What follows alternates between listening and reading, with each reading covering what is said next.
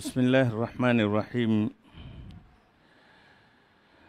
إن الحمد لله نحمده ونستعينه ونستغفره ونعوذ بالله من شرور أنفسنا ومن سيئات أعمالنا. من يهده الله فلا مضل له ومن يضلل فلا هادي له. وأشهد أن لا إله إلا الله وحده لا شريك له. وأشهد أن محمدًا عبده ورسوله أرسله بالهدى ودين الحق ليظهره على الدين كله ولو كره المشركون. فيا أيها الإخوة الكرام الأحباء، السلام عليكم ورحمة الله وبركاته. وأوصيكم ونفسي بتقوى الله حيث أمرنا في كتابه الكريم: يا أيها الذين آمنوا اتقوا الله حق تقاته ولا تموتن إلا وأنتم مسلمون.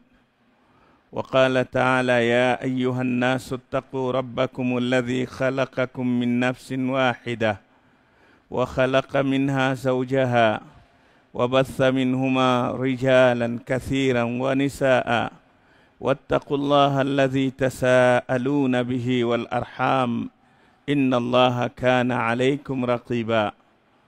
وقال تعالى: يا أيها الذين آمنوا اتقوا الله وقولوا قولا سديدا يصلح لكم أعمالكم ويغفر لكم ذنوبكم ومن يطع الله ورسوله فقد فاز فوزا عظيما. اللهم اجعلنا من الفائزين.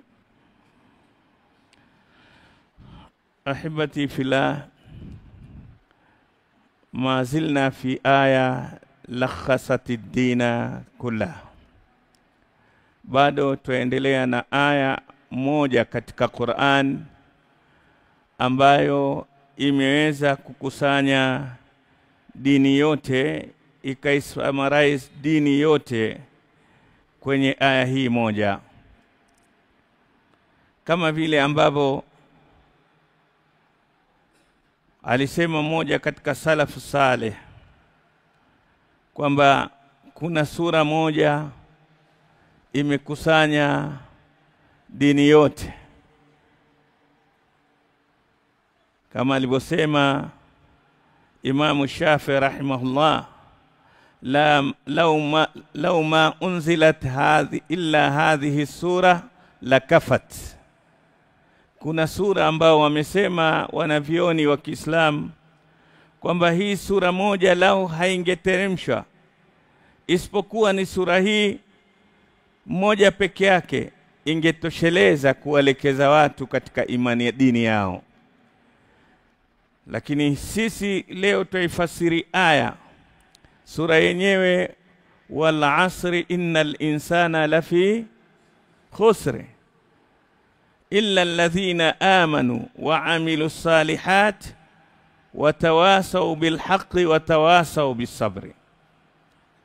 Sura hii Imam Shafi'i rahimahullah sema ingekuwa ndio pekee basi ingetosha kuwa ni mwongozo wa wanadamu katika ulimwengu huu waweze kuishi na dini ya Allah tabarak wa taala,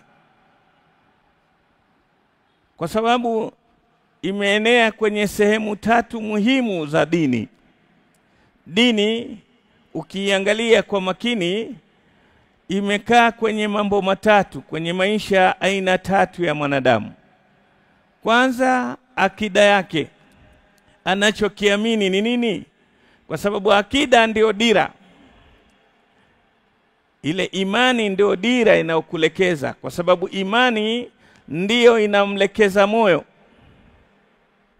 Sasa akida yako kwanza. Lakini la pili ni ibada, utendaji wako katika maisha. Dini lazima iingie katika akida yako na imani yako, ifanye kazi katika utendaji wako, lakini vile vile iweze kukontroli tabia yako. Kwa hivyo dini ni iman, akida ambayo ni iman, dini ni ibada, dini ni tabia. Sasa ukiangalia hii suratul Asri imekusanya vitu hivi vitatu. wal asri innal insana lafi khusr. Allah yuapa kwa muda na wakati na zama kwamba mwanadamu yeyote atabaki kwenye hasara illa alladhina amanu, ila wale watakaokuwa na imani sahihi ya kumwamini Allah. Na imani sahihi ina nguzo 6.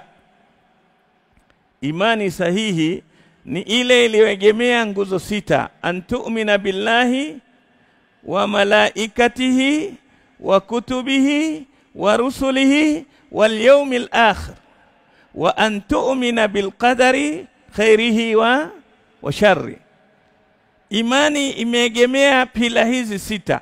Moja ikiwa weak, basi imani yako inalegalega, imani yako itakuwa haiko vizuri, kwa sababu zote hizi ukiziangalia zinakutilia nguvu wewe umlekee Allah tabaraka wa taala.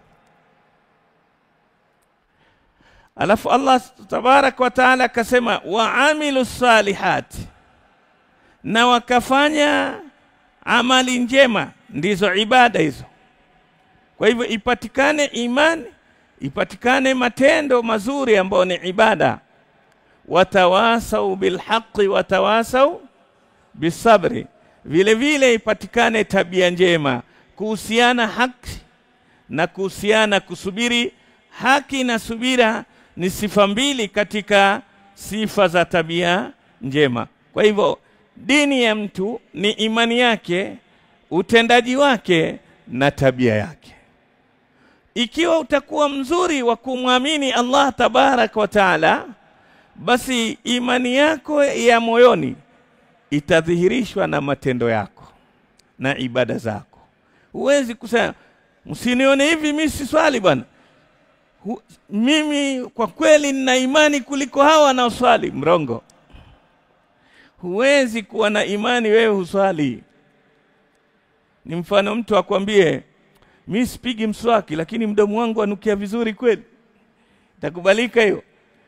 Hapigi mswaki lakini mdomo wake unafanya nini? Unanukia vizuri. Haiwezekani. Kama upigi mswaki unanuka tu, mdomo mchafu. Na huwezi kuwa na imani na wewe huswali. Huwezi kuwa na imani wewe arkanul Islam zile za matendo hazipo kwenye maisha yako, matendo ya Uislamu, imani yako itakuwa bado. Lakini vile vile zile ibada kazi yake nazo, imani na kukontroli uwe na ibada nzuri, kwa sababu imani inajenga mapenzi na Allah. Na ukimpenda Allah itabidi lazima umtii Allah, umwabudu Allah. Na ukimwabudu Allah itabidi uishi vizuri na viumbe vya Allah. Tuko pamoja jamani? Hivi vitu vitatu vinakwenda pamoja. Imani inakutengeneza ukawa ni mtu mtiifu kwa Allah, na kila ukiwa mtiifu unakuwa na tabia njema katika ulimwengu huu wa Allah. Na ndio utakuta tabia njema inakulindia nini? Ibada. Tabia njema kazi yake kubwa inalinda ibada zako.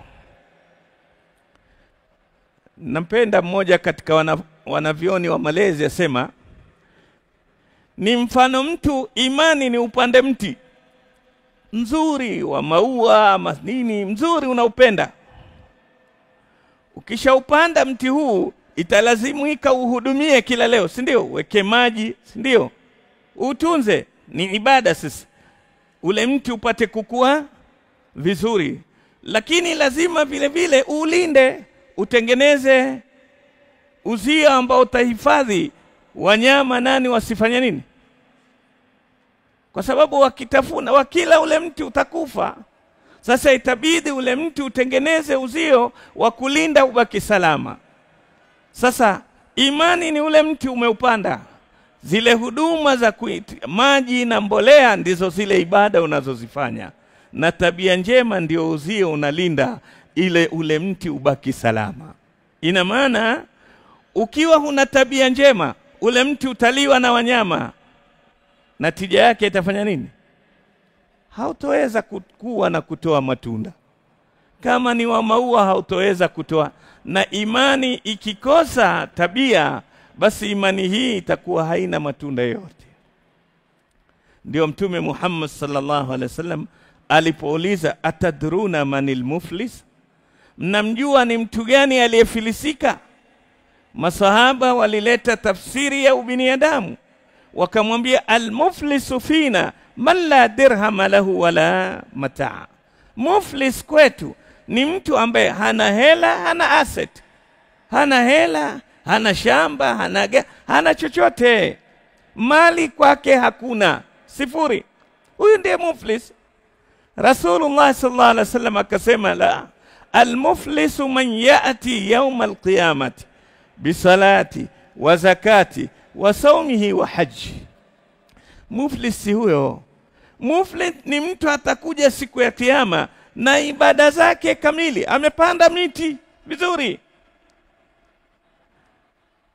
alafu ile miti akaitunza vizuri, lakini kwa kuiwekea mbolea na maji miti kazaa vizuri, lakini baada ya matunda yametokea akawaachia wanyama wakaingia. Itakuwaje yule mti? Utavuna kweli? Naam, wanyama wakila kwisha. Sasa asema ni mtu ambaye atakuja na ibada zake vizuri, swala, saumu, zaka, lakini sasa mnyama wa kula mti wako nani wamjua? Ni tabia mbaya yako.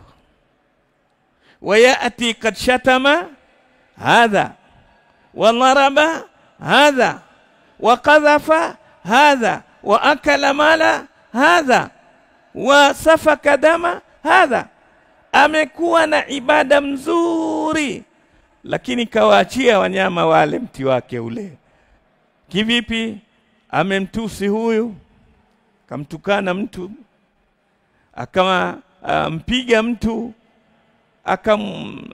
blackmail mtu, akaja akala mali ya mtu, akamuibia mtu, akaua mtu.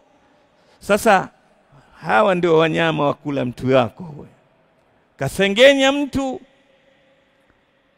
Sasa siku ya kiyama wale watu uliowakosea ndio watakuja malipo ya kiyama. Huyu alinitukana, thawabu za swala anaenda nazo. Huyu asema pia mimi alinipiga, za saumu ameenda nazo. Huyu sijui alinifanyaje, alikula hela yangu, aliniibia, hizo sasaka. Akishtuka hana hasanati hata moja, zote zimeliwa na wanyama. Tabia mbaya, tabia mbaya imemlia chakula. Ndio wema walotangulia salaf saleh walikuwa na hadhari sana kulinda miti yao isiliwe na wanyama. Hasanul Basri yuaja jamaa mwenzake, akija kaa karibu naye amwambia, kuna ile toba ya Kiswahili ile. Wajua toba ya Kiswahili? Mswahili akitaka kufanya dhambi kwanza huomba toba. Astaghfirullah alazima fulani anzidi bwana. Umepata habari za Muhammad? Bwana.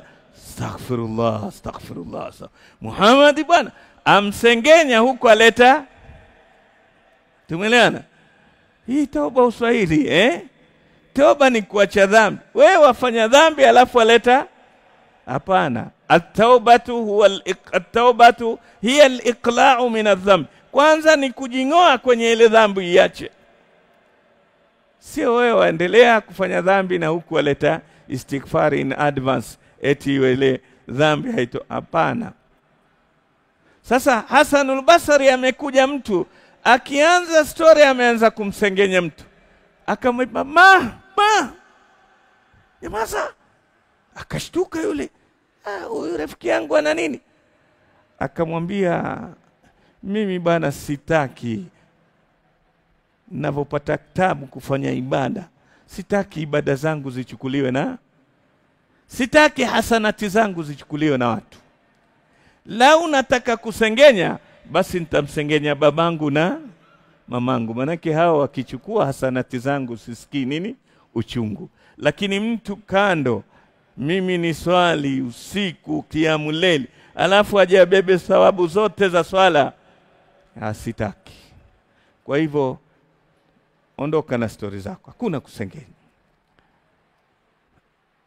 Umeeleweka mfano jamani?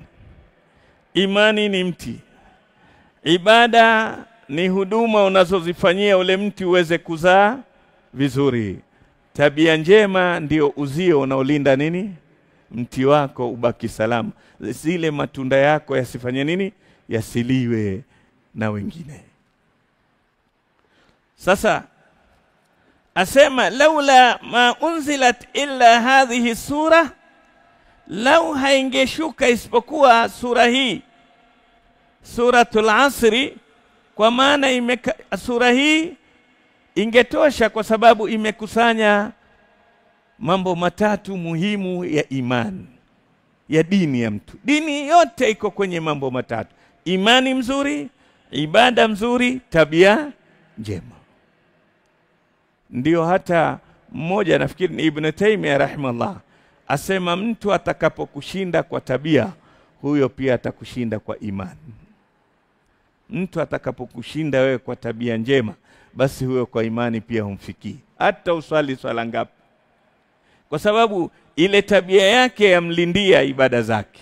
Wewe ni kama waweka maji kwenye gunia wachota maji na gunia, yatabaki ya maji waswali sana huku unaiba, unakula haramu, maji sababu zako hazibaki. Sasa na sisi leo twasema aya moja, aya hii imekusanya dini yako yote, kwa sababu ukiangalia aya hii imekusanya mambo matatu: imekusanya imani, imekusanya ibada, na imekusanya tabia. Ukisoma laysa albir, Allah tabarak wa taala sema si katika wema an tuwallu wujuhakum qibala al-mashriqi wal-maghrib, kule kulekeza nyuso zenu upande wa mashariki na magharibi. Hiyo sio kwamba ndio mmekamilisha imani nini, hapana. Walakinnal birra, lakini wema ni kufanya nini? Walakinnal birra man amana billahi wal yawmil akhir, ni yule atakayemwamini Allah na kuamini siku ya mwisho. Sasa tupo katika kuieleza hakika ya imani inafanya kazi gani. Tukasema kwamba moja katika kazi ya imani, jana tukafikia kwamba moja katika kazi ya imani, ukitaka imani kwako ifanye kazi, amini kwamba imani ina muda maalum. Si ndio nukta hii tulibakisha, si ndio? Imani kwako ina muda maalumu. Kwa hivyo usichegue wakati wa kuamini, kwa sababu mwanadamu kuna time ikifika hata akaanza kuamini, wakati huo imani yake haitofanya nini? Haitomsaidia. Wewe wakati ule malam yugharghar, imani yako itachukuliwa pale bado huko kwenye sakratul maut. Lakini ukiingia kwenye sakratul maut, basi imani yako inakosa kazi, haitokubaliwa. Na tukaona Allah tabarak wa taala alivyomjibu Firaun, al-ana waqad asaita min qabl. Firaun asema amantu billadhi amana bihi banu Israil, nimeamini kumwamini Mola yule yule wanaoamini banu Israil. Lakini wakati gani? Na kabla ya hapo alisema ana rabbukumul maalimtu, sijui kama kuna Mungu, na akiwa yupo mimi ndiye wa juu zaidi. Lakini alipofika kwenye umauti sasa, akaonyeshwa kifo cha unyonge sana. Firauna amekufa kwenye kifo cha unyonge sana, akiwa ni mfalme na jeshi lake wanamfukuza Musa alayhi salam na watu wake ambao ni wanyonge. Wakafika sehemu Firauna Musa akaingia kwenye bahari ile na wakavuka salama. Firauna na jeshi lote ambao lina uwezo na mazoezi makubwa hawakuweza kuvuka bahari ile ile. Alitupa Musa kiwa mchanga na hakufa maji. Anirdihi fa idha khifti alayhi fa alqihi fil yam. Allah alimwambia mamake Musa akiwa mchanga mwanzo kuzaliwa, mnyonyeshe.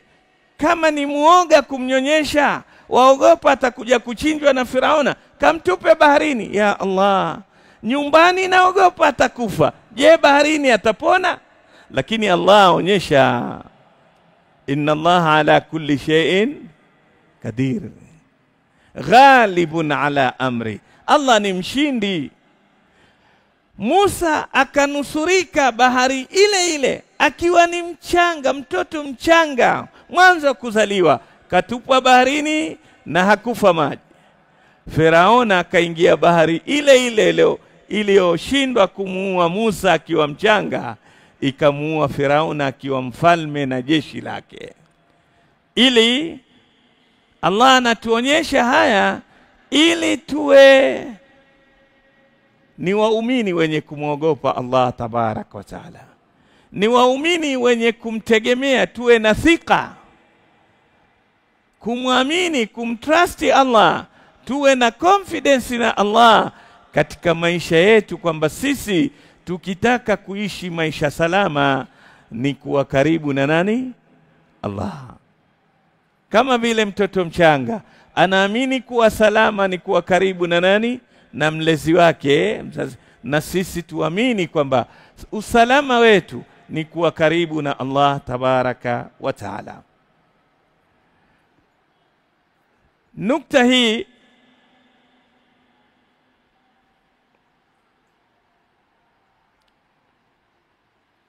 tunaoizungumzia leo ni kwamba uhakika wa muumini ni ajue kwamba yeye Allah tabarak wa taala amemfanya kiumbe bora kwa malengo. Muumini atakajue kwamba mimi sababu nikawa ni mwanadamu, Allah akasema laqad karramna bani Adam, tumewakirimu, tumewatukuza wanadamu. Si bure. Wakati wote ukipewa mamlaka, basi jua una nini? Majukumu. Imani yatufunza kila ukipewa mamlaka, basi jua una nini? Una majukumu katika maisha. Na hapa ndio hufeli watu wengi. Watu wengi huchukulia mamlaka ni kitu tu, ubora tu. Hakuna ubora usokuwa na majukumu. Wewe kama ni mzazi nyumbani, ndiye head, ndiye kichwa, unayo majukumu hauna? Naam? Sasa unapotaka kusikika sauti yako nyumbani kama baba, mimi ndiye mwenye nyumba, mimi ndiye hivi. Lakini pia itatakikana kuonekana roli yako unaoplay ndani ya nini? Madha talab, dauru yako ndani ya nyumba hii, wewe unafanya nini? Haiwezi kubaki wewe tu ndiye kiongozi. Angalia Allah asema ar-rijalu qawwamuna ala, basi likomea hapo. Bima faddala Allahu ba'dahum ala ba'd, alafu wa bima anfaqu min amwalihim. Tumewapa mamlaka wanaume kuwa ndio wasimamizi wa wanawake. Hii ni fadhila kutoka kwa Allah, lakini pia ina jukumu lake. Wa bima anfaqu min amwalihim, wanaume ndio wenye kufanya nini? Wewe sema mimi ndiye mume, lakini paka mke ndio atafute chakula alete nyumbani, mume wako tatambulika kweli? Mimi ndiye mume, lakini nyumba anailipia kodi ni mke. Mimi ndiye mume, watoto anayewashughulikia nani? Mke. Hujajua kwa nini umepewa jukumu hili. Sababu ya kupewa cheo hiki ni kutokana na kuwajibika kwako. una responsibilities ambazo lazima uzitekeleze. Sasa muumini vile vile atakikana ajue kwamba wewe kuambiwa ni mwanadamu, kiumbe bora, ulopewa fadhila nyingi na Allah, kakupa akili ambao viumbe vingine hawana. Ukashinda viumbe vote. Viumbe vote vikava kuhudumia wewe kwa sababu ya nini?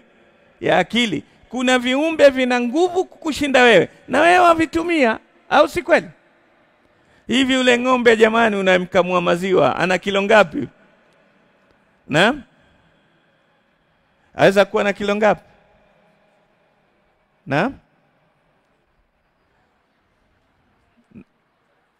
300. Haya 300. Wewe mwenye kukamua na kilo ngapi? 60 70. Tumeelewana? Sasa jamani, kiumbe chenye kilo 300 kinadhalilika kwa mtu mwenye kilo ngapi? 70, na kikatulia mpaka ukamaliza shughuli zako, si ndio? Ana mtoto maskini, ukamwambia huna ruhusa kumnyonyesha huyu, maziwa ni yangu tu, na ukakamua na yeye kuangalia. Wewe mtoto wako mtu amnyime chakula, utakubali wewe? Si utaua? Au si kweli? Lakini wamnyima mtoto ndama yule, wamwambia huyu hanywi maziwa, maziwa beba wewe, wamwekea kwenye nini kidogo amlisha, lakini hana ruhusa kugusa maziwa mamake, wayagusa wewe tu. Ingewezekana? Nini kimekupa uwezo huo? Allah amekupa wewe akili, yule mnyama hana nini? Na neema za Allah ukiziangalia nyingi sana. Allah sema laqad khalaqnal insana fi ahsani taqwim, tumemuumba mwanadamu katika umbile zuri zaidi, lile la kupewa akili. Hii akili kachoka kidogo tu, wewe sie. Maarifa ulionayo mengi na ushupavu wako, akili kidogo tu ikaguswa, wacha kwa maradhi, ukapata mambo tu kidogo yakacheza na akili yako. Kuna mmoja katika umara, wale maamiri wa Kiislamu kwenye dola ya Abbasia, nafikiri ni huyu, alikuwa na mshauri wake mmoja, Muhammad ibn Hashim. Wasema Muhammad ibn Hashim alikuwa mshauri mkubwa wa Amiri Al-Walid ibn Abdul Malik, nafikiri kama hivyo. Siku moja akagundua yule mfalme, yule amiri, Muhammad hatoi mawazo yote, hana ushauri wote, mpaka kwenye vikao vya baraza hahudhurii, amekuwa jitu. Akamwita akamwambia, njoo wewe, una tatizo gani? Mbona huna product yoyote unaotoa wewe? Una shida gani? Akamwambia, nina shida kubwa kiongozi. Niambie basi. Akamwambia, siku moja nilikuwa nimekaa na mke wangu siku za mbala mwezi zile, full moon, ayyamul bidh. Basi nimekaa na mke wangu twazungumza kwenye bustani yetu, furaha, nikamsifu mke wangu, lakini sifa zikapitiliza. Kila kitu kifanye kwa wazungu wasema chochote cha ziada ni sumu, si ndio? Si ndio? Akasifu mpaka ikapitiliza. Sifa gani? Asema, nikamwambia mke wangu kipenzi, naam mume wangu, umeona mwezi unavong'ara? Mke akaitikia ndio. Umeona mwezi unavong'ara? Ndio. Akamwambia, usipokuwa mzuri kuliko mwezi fa anti talik, nimekutaliki, si mke wangu kama wewe si mzuri kuliko mwezi. Mwanamke Akarudi ndani nyumbani, amuona mwanamke aishi maisha ya kando kando tu, hana tena ukaribu naye. Yeye hajashtuka, mwanamke msomi, kumbe mwanamke anahesabu, huyu ashanipa talaka mimi, kwa sababu mimi mwanadamu siwezi kuwa mzuri kama mwezi. Mara siku hiyo mke amwambia, kwa heri baba, tumemaliza eda. Eda? Amwambia, uliniacha. Nikuacha vipi? Uliniambia usipokuwa mzuri kama mwezi umeachika. Hivi mimi mwanadamu nitakuwa mzuri kama mwezi? Uliniacha. Chawa lora. Kwa heri. Jamaa wazimu si wazimu, ampenda. Wewe fikiria hiyo statement aloitoa tu, ya kupenda kuchukia hiyo. Memsifu kama jamaa kamaliza maelezo, mwanamke anambia, kaulize wanavioni kama kusoma baba. Wewe umeniacha mimi kwehu mzini, nenda nyumbani mimi. Yule bwana kila naye mwanachuoni wa karibu anayemfuata anambia, umeachika bwana. Talaka haina mchezo bwana. Tasemaje kwamba ati asipokuwa mzuri kama mwezi? Mwanadamu gani atakuwa mzuri kama Badru, mwezi ule ukamilika? Yule amiri, yule mfalme anamwambia, akamwambia, sasa mimi kuanzia siku hiyo ndio waniona sina ushauri. Mimi sijitambui, wewe anambia kuja kukupa shauri.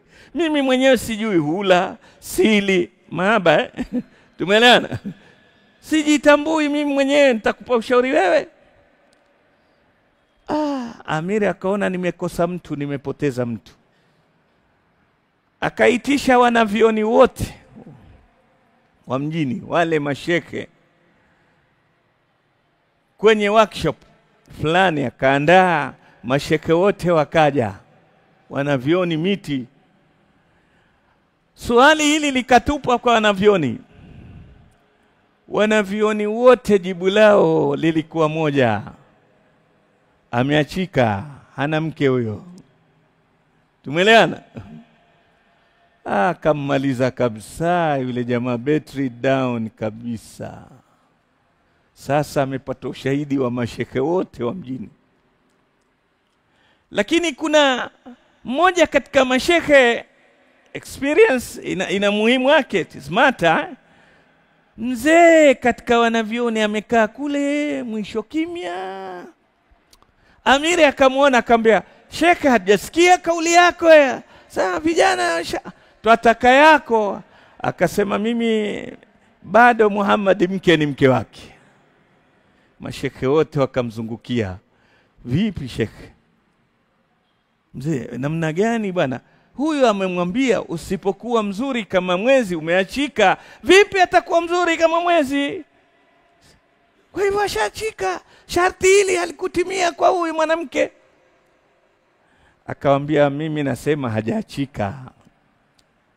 Haya, dalili yako ni ipi? Yetu ni hadithi kwamba talaka ikitoka imetoka, haina mzaha. Thalathatun jidduhunna jid wa hazluhunna jid. Kuna mambo hakuna mzaha ndani yake. Ukifanya mzaha ni kweli, na ukifanya kweli imekuwa kweli. Moja ni talaka. Akasema huyu alimwambia usipokuwa mzuri kuliko mwezi. Lakini mimi naamini mwezi haushindi mwanadamu kwa uzuri, kwa sababu Allah asema, laqad khalaqnal insana fi ahsani taqwim. Tumemuumba mwanadamu katika umbile zuri zaidi ya mwezi, zaidi ya jua, zaidi ya teusi, zaidi ya nani. Huyu mzuri, mwanadamu mzuri zaidi. Kwa hivyo bado mwanamke ni mzuri zaidi kuliko mwezi. Muhammad kashike mkono mkeo, mrudi wapi? Akili ile isharudi, yafanya kazi 24/7. Tumeelewana? Muko na mimi? Amekosekana kwenye baraza la ushauri kwa sababu kitu gani kiliguswa? Naam, akili. Sasa wewe kupewa neema hii ya akili, sio kwamba umepewa bure. Ayahsabul insanu ayyutraka suda, wewe unadhania tu umeumbwa hivi ulivyoumbwa kisha iwe kipumbavu tu, huna cha kufanya ulimwenguni? Hapana, una kazi ya kufanya. Wama khalaqtul jinna wal insa illa. Tuko pamoja jamani? Hakika ya mwenye imani lazima aamini kwamba ule ubora alopewa ulimwenguni, kapewa amana kubwa ya kwamba yeye ndiye mwenye kupeleka huu ulimwengu. Ng'ombe ana kilo 300 lakini anatumiwa na mwanadamu, si ndio? Moto ni hatari lakini unamsaidia nani? Mwanadamu. Kila kitu ulimwenguni kinamshughulikia mwanadamu kwa sababu ya amana aliyopewa, lazima aitunze. Amana hiyo si nyingine, ni iman. Allah tabarak wa taala sema, inna aradna al-amanata ala as-samawati wal-ardi wal-jibal fa abayna an yahmilnaha wa ashfaqna minha wa hamalaha al-insan. Sisi tuliwakabidhi hii amana kabla ya kuletewa nyinyi wanadamu. Tuliipatia viumbe vikubwa sana, mbingu na ardhi na milima yote. Fa abaina an yahmilnaha, vyote vikakataa kuibeba amana hiyo. Wa hamalaha al-insan, kakubali kuibeba nani? Mwanadamu. Sasa lazima madamu umechukua majukumu, lazima utekeleze jukumu lako. Tumeibeba amana ya mwanadamu. Innahu kana dhaluman jahula. La kusikitisha kwamba mwanadamu ni dhalim, ajidhulumu mpaka nafsi yake, kajibebesha mzigo mwenyewe alafu hataki kutembea nao. Jahula, jinga kabisa mwanadamu asipokuwa ni mwenye kubeba amana hii vizuri. Tuko pamoja? Hii ni hakika yatakikana vile vile iweko katika akili yako kwamba wewe umebeba amana kubwa ya iman. Unapobeba iman, watu wote wanaokuzunguka watakikana wayapate mfumo bora wa maisha kutokana na wewe, kwa sababu wewe ndio mwenye amana hii. Ni kama mtu amebeba maji jangwani na hapo hakuna maji, watu wote wale watakuwa wanategemea maji kupitia kwa nani? Kwa wewe uliyobeba. Sasa kama wewe hujui umebeba maji, mwenyewe kiu inakuwa na hutumii maji, ina maana wewe ni mjinga sana. Kal'isi fil bayda yaktuluha adh-dhama wal ma'u ala dhuhuriha mahmulu.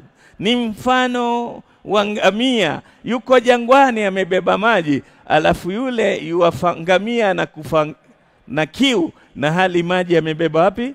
Mgongoni. Wewe umesema la ilaha illallah, alafu uko mbali na Allah, hutaki kuswali, hutaki kufunga, hutaki kula cha halali, hutaki hivi. Wewe unajiumiza na hali usalama wote umebeba wewe. Allah asema katika Qur'an kwamba nyinyi ndio role model ya ulimwengu. Walobeba iman ndio role model ya ulimwengu, ndio viumbe bora. Kuntum khaira ummatin ukhrijat linnas, nyinyi ndio umma bora katika umma zote, mmetolewa katika watu kwamba nyinyi ndio mfano bora. Ta'muruna bil ma'rufi wa tanhauna 'anil munkari wa tu'minuna billah. Nyinyi ndio kufanya huu ulimwengu uwe salama, ni nyinyi waumini, kwa sababu nyinyi ndio mnajua ulimwengu wataka nini. Huu ulimwengu mnajua kwamba hautobaki salama kama hakuna imani mzuri, hautakuwa na maisha mazuri kama utakuwa hauna ucha Mungu. Anayejua hilo ni muumini peke yake. Sasa kama wewe humwogopi Mungu, wasiojua je, si umewaua? utakufa wewe na waue wengine. Allah katika Qur'an yasema walau anna ahla alqura amanu wattaqaw lafatahna alaihim barakatin minas samai wal ardh.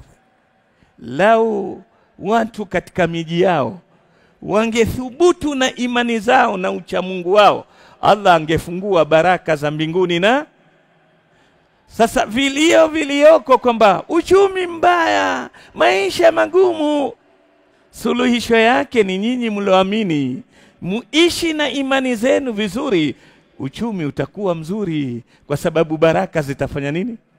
Tashuka. Sasa ikiwa nyinyi mlioamini mmeacha kukuza imani zenu na uchamungu wenu, mwatarajia hali ya ulimwengu iwe vipi? Sijui mmenielewa nukta yangu. Naizungumza imani kitofauti, najua ni tofauti. Naizungumza imani kimafunzo kwamba tutakikana tuwe na imani hai, iwe ni injini inayoendesha maisha, sio imani mnara anayetokea uona mnara mkubwa ule, lakini mnara hauna kazi yoyote. Au una kazi mnara? Umesimama tu waonekana. Hatutaki imani mnara, tunataka imani engine inaendesha chombo hiki cha ulimwengu. Na hakiwezekani chombo hiki, dunia hii kwenda vizuri kama sisi hatutokuwa marubani wa chombo kama hiki.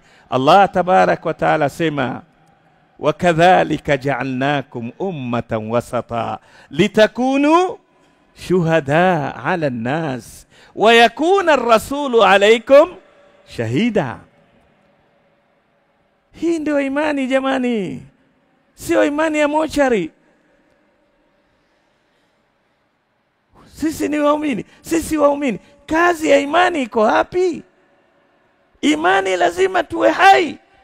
Allah sema awa man kana maitan fa ahyayna waja'alna lahu nuran yamshi bihi fi nas. Subhanallah, Qur'ani haijabakisha, asema yule alokuwa ni maiti kafiri, fa ahyaynahu, tukampa imani akawa hai, yuwatembea na nuru na tochi kati ya watu kuwaonyesha mwangaza. Imani lazima ikupe uhai wa kutoa nuru ambayo itawafanya watu waishi na mwangaza wa kuona hili shimo, hii barabara. Ikiwa imani hii mwenyewe tochi umeizima au waipiga mgongoni, itamsaidia nani? Kinachotakikana tochi ni ipige mbele, au sio? Ndio utaona nini? Barabara. Kuna tajiri mmoja zamani alikuwa na mtumwa wake, lakini huyu kijana, huyu mtumwa alikuwa mtu mzuri, mwenye bidii, anamtii sana. Paka utajiri siku moja ameamka, adhani ya kwanza, kijana ashamtengezea maji ya moto na nini, akamwamsha, baba maji tayari. Oga amaliza, wanatoka kwenda msikitini, anabeba tochi, taa ile kindili, anamwashia mbele, anaona barabara mpaka msikitini.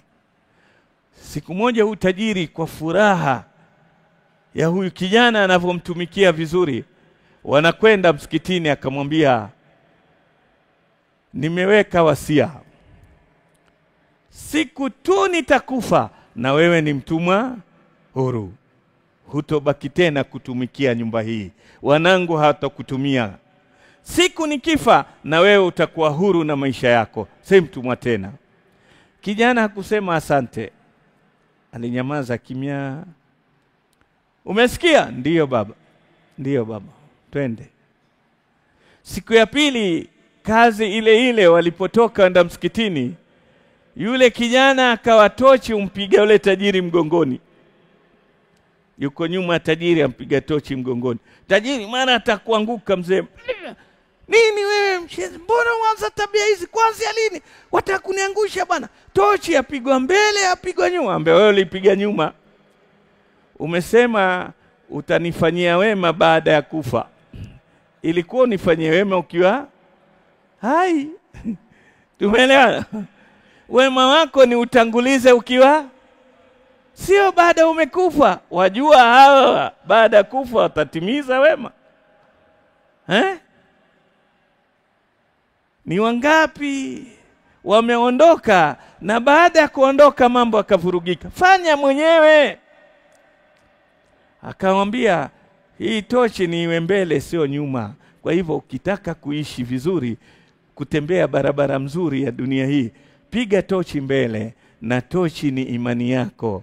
Fanya ya mambo ya imani ukiwa mwenyewe. Ndio Allah asema wama tuqaddimu. Nini maana tuqaddimu? Mtakacho tanguliza, sio mtakachobakisha. Hapana, kuna hiyo wama tuqaddimu, kile mtakacho kitanguliza. Allah tabarak wa taala sema wakadhalika ja'alnakum ummatan wasatan litakunu shuhada 'ala an-nas. Tumewajalia nyinyi ni umma bora. Kwa nini? Kuna malengo, ili wengine wapate mfano kwenu. Wewe unatakikana uwe kudwa nyumbani, uwe ni role model ya nani? Ya watoto wako. Sasa ikiwa wewe mwenyewe mbovu, wale unaowamiliki wale kuzunguka watakuwa vipi? Allah asema tumewajalia nyinyi ni umma bora, litakunu shuhada 'ala nas, ili muwe ni mashahidi kwa watu. Watu wasipate sababu ya kusema hatukupata muongozo. Jamani, kuna waislamu wamesilimisha watu. Umar ibn al-Khattab aambia kikundi cha masahaba, msafara watoka, awaambia ud'u ila Allahi wa antum samitin, nendeni mkalinganie watu hali nyinyi mmenyamaza. Maneno gani? Dawa yataka nini? Sauti, si ndio? Umar aambia endeni mkalinganie watu hali mmenyamaza. Waambia vipi, itawezekanaje? Akaambia yawezekana bi makarimi akhlaqikum, bi ibadatikum, kwa utendaji wenu, bisulukiyatikum. Ule utendaji wenu unaweza kuwasaidia wengine wakaitamani hii nini? Dini. Vipindi vitano. Bwana mmoja nafikiri leo jana ama leo ipo kwenye media hizi TikTok sijui nini. Mkristo mmoja juzi Nairobi, timu za cheza Nyayo Stadium. Ilipofika wakati wa kufungua magharibi, wale waislamu walokuja kuwatch boli na wale wachezaji kwanza wakaomba referee asimamishe nini? Mpira. Wale waislamu walokuja vijana wakainuka nda kwenye bomba, wakakatawaza, wakafanya nini? Wakaswali.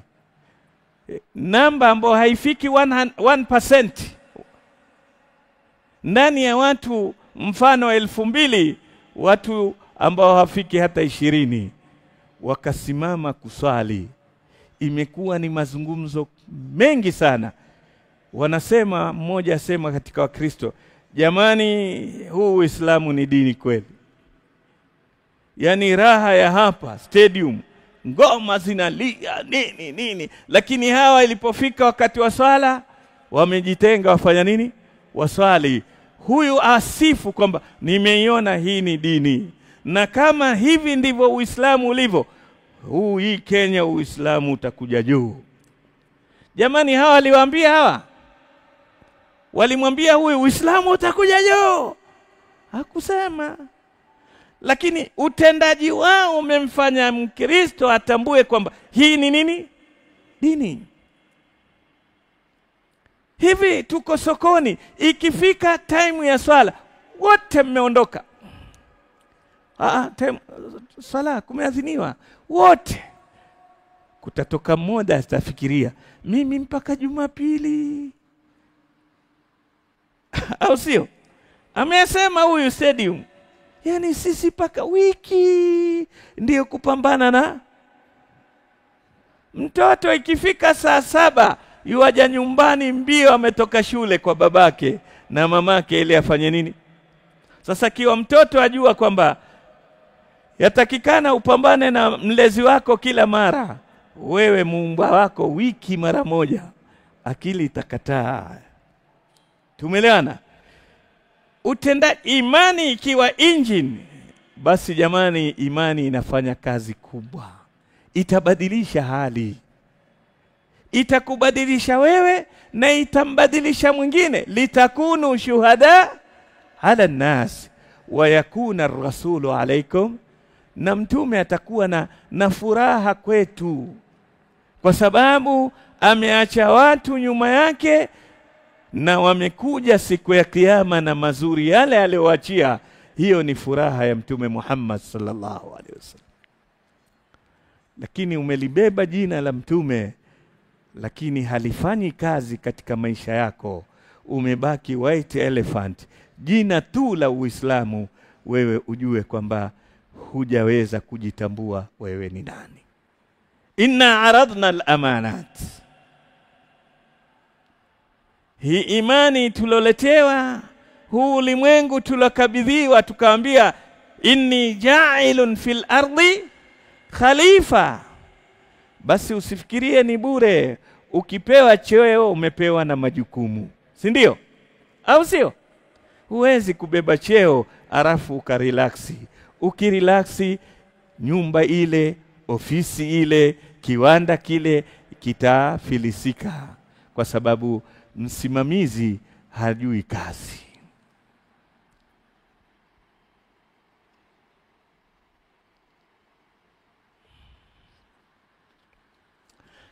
Neema tulizopewa na Allah tabarak wa taala ni neema nyingi, na ndiyo tukaambiwa tuwe ni waja wenye kushukuru sana, kwa sababu neema za Allah ni nyingi katika maisha yetu.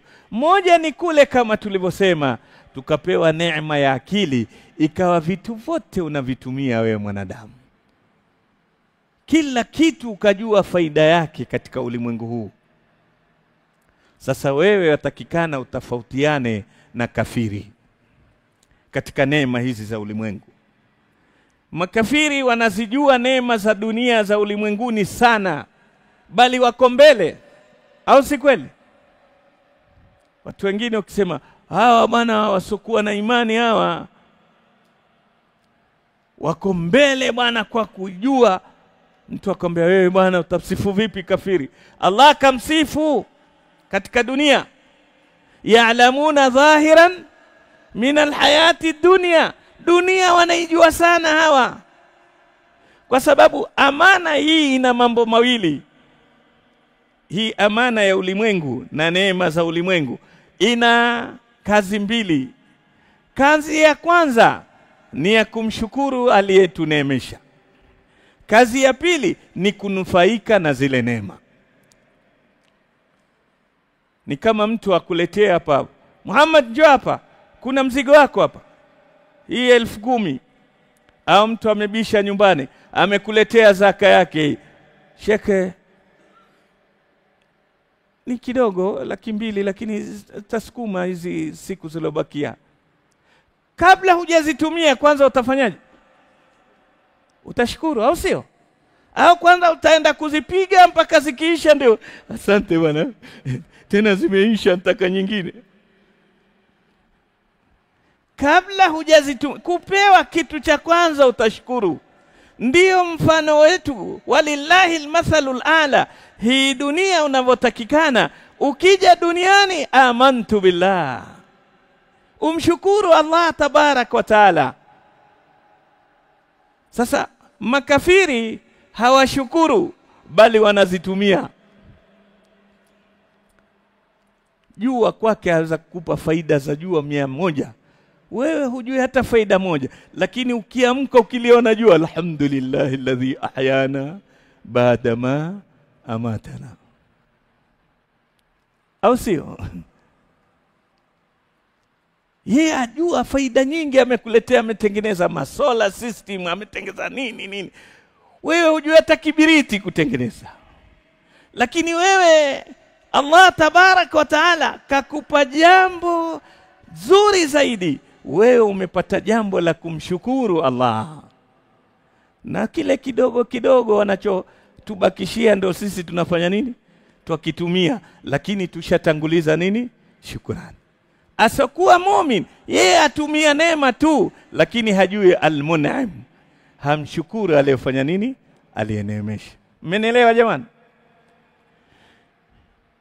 Mwanadamu kapewa uwezo wa kuvitumia hivi vitu, lakini tumesema unapopewa uwezo umepewa na majukumu katika uwezo ule. Majukumu yetu kwenye neema za Allah, tunakula hewa safi, tunafanyaje, unakula chakula, unatembea, una hivi. Hizi zote umepewa wewe mwanadamu. Ukitaka juu, gari, ndani ya maji unatembea, popote. Lakini lengo kubwa ni umshukuru Allah tabarak wa taala. Alafu la pili, ufaidike nazo katika maisha yako. Sasa mu'min mwenye iman analijua hilo, yantafiu bin ni'am wa yashkuru al-mun'im, ananufaika na neema za Allah na anamshukuru Allah aliyeneemesha. Lakini kafiri katika tatizo lake kubwa ni kwamba hizi neema yeye azitambua sana. Aweza kukuambia kitu, mwanasayansi akakuelezea kitu, yani akili yako ikasimama, dunia hii na wasomi bwana. Lakini jisomi hili hajui kwamba hii elimu ni neema kutoka kwa nani? Wewe ambaye bahlul, si msomi chochote, lakini unatambua neema za Allah tabaraka wa taala. Na ndio Mtume Muhammad sallallahu alaihi wasallam utakuta hizi neema za ulimwengu alikuwa akitufungishia, akiziunganisha na mun'im, na mwenye kuneemesha. Idha ra'a al-hilala qal hilalu khairin wa rushd, hilalu khairin wa rushd, hilalu khairin wa rushd, amantu billadhi khalaqak thalatha. Mtume alikuwa 3 marat akiuona mwezi umeandama, neno la kwanza usema hilalu khairin wa rushdi, huu mwezi una kazi ya kunilekeza kwenye khairi na kwenye uongofu. Mara 3 anarudia hiyo. Huu mwezi wanifaidisha mimi kupata kufanya mambo mengi ya khairi na mambo ambayo ni ya uongofu yatakaoniongoza. Amantu billadhi khalaq, na muamini Allah aliyekuumba wewe mwezi, kwa sababu hukujitokeza mwenyewe, umeletwa na nani? Angalia, kuangalia mwezi anapata kumshukuru nani? Allah. Falyanzuril insanu ila ta'ami anna sababna almaa sabba.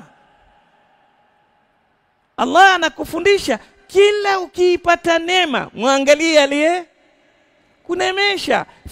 Umekaa mezani kwako, varieties, hii na hii tofauti chakula, useme mke wangu wewe Allah akuweke, manake ukifa maneno gani haya mambo mke wangu wewe? Hii neema hii kwanza ikumbuke. Falyanzuril insan ila ta'amihi, kiangalie kile chakula, uangalie sosi kimetoka wapi. Anna sababna almaa sabba thumma shaqaqna al-ardha shaqqa faanbatna fiha habban wa 'inaban wa qadhiman wa zaytunan wa nakhla wa hadaika ghulba wa fakihatan wa abba mata'an lakum. Enjoyini neema hizo. Allah sema mata'an lakum, enjoy neema zangu hizo. Lakini kwanza fanya nini? Falyanzur, kwanza shukuru, alafu enjoy neema. Tuko pamoja? Msosi umekuja, kwanza bismillah piga. Sio ukiingia tu kama ng'ombe na wewe umepambana na nyasi. Hapana, kwanza mtambue alokupa neema kama ile. Bismillah, piga msosi wako, mata'an lakum wali anamikum.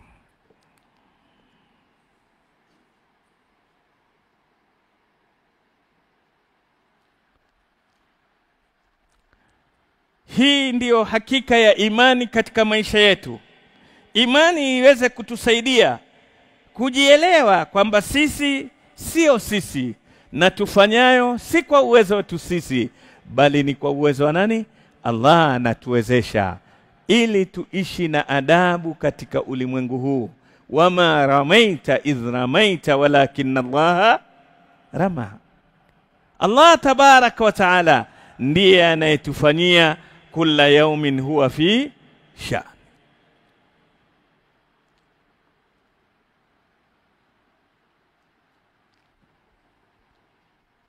Alam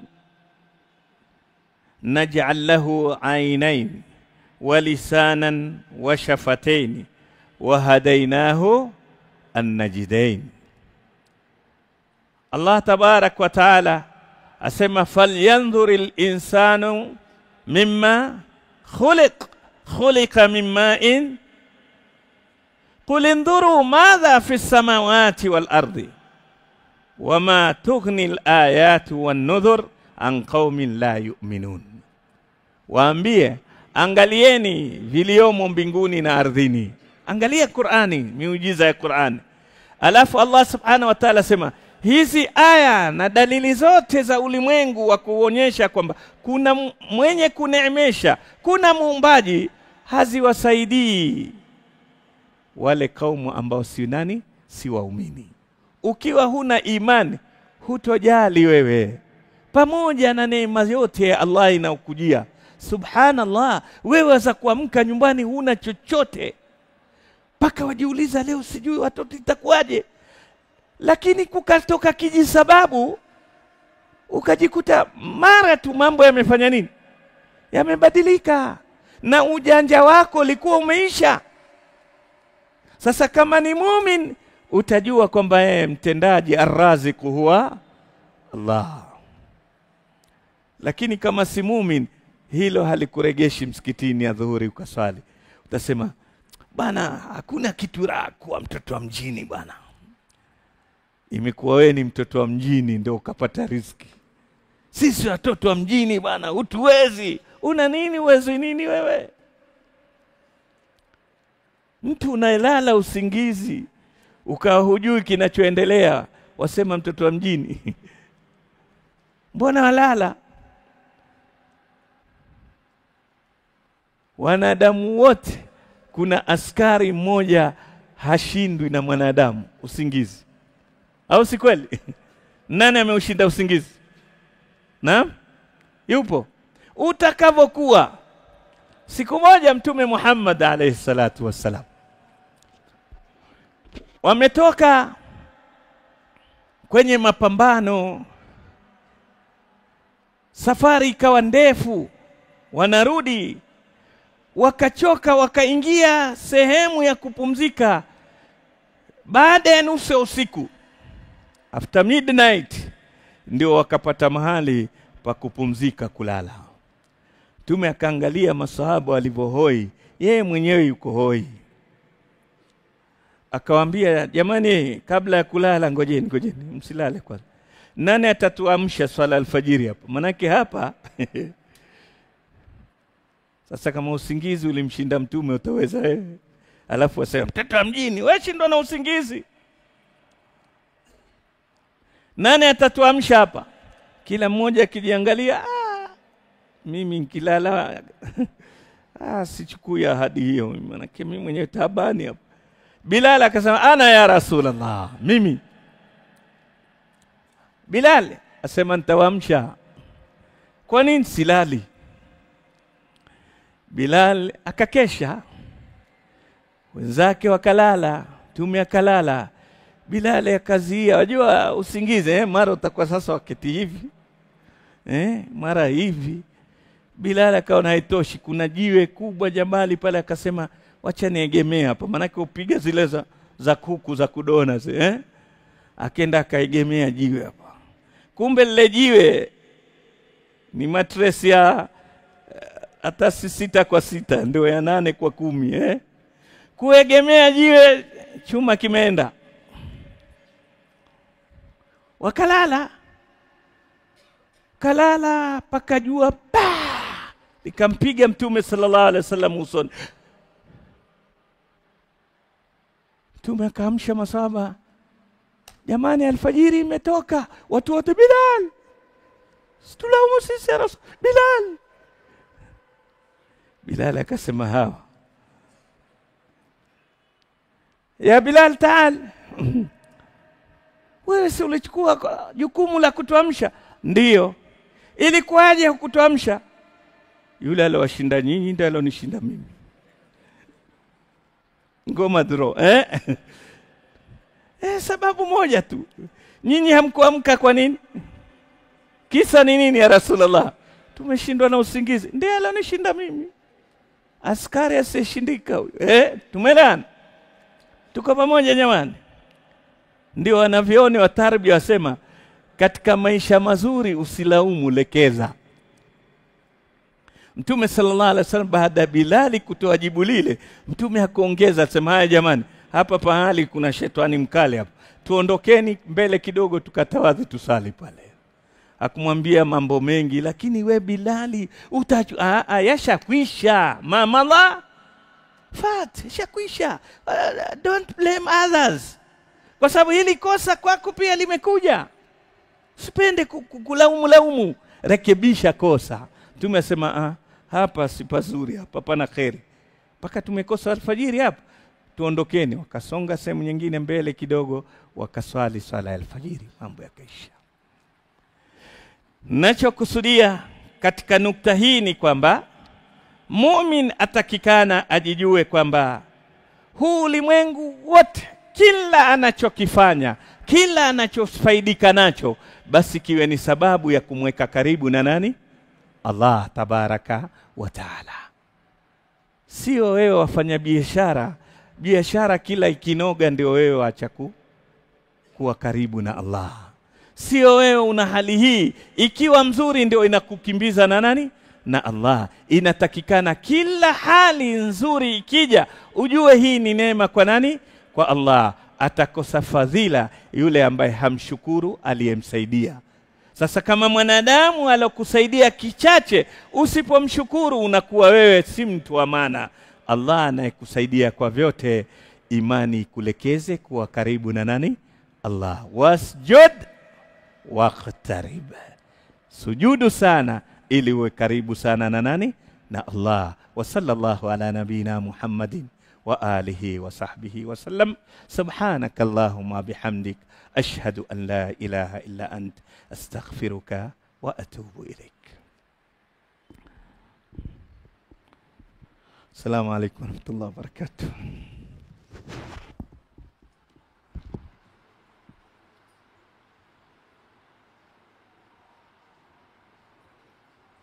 Nimesha